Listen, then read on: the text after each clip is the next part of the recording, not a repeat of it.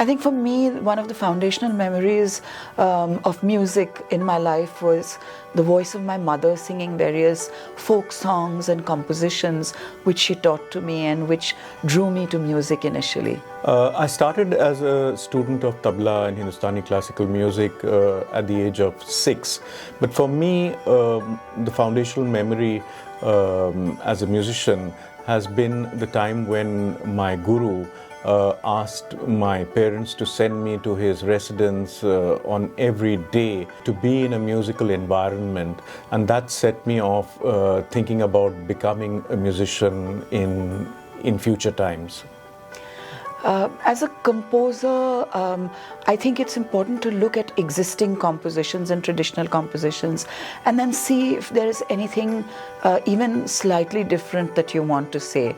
So I've inherited a lot of compositions from my gurus, and when I find something that I would like to say, which is kind of an individual expression, then I try to compose something. And maybe one of the compositions that I've worked on recently is from the Festival of Holi, where I found this beautiful text from the 19th century which goes something like this.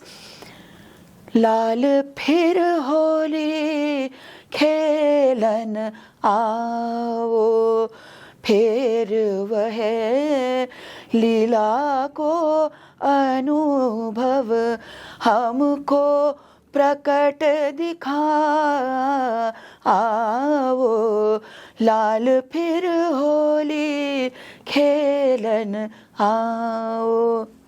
I think I've been exposed to various musical cultures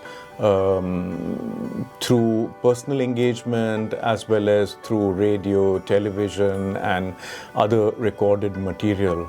And every so often I have had the opportunity of meeting practitioners of music who follow different systems of music. So that has given me an opportunity to interact with them both at a non-formal level as well as very formal, and I've worked with orchestras whether in Japan or in Europe or in Australia, and various other areas of cultural engagement with different musical cultures. I've also been fortunate to have met and had the opportunity to work with people from across the world.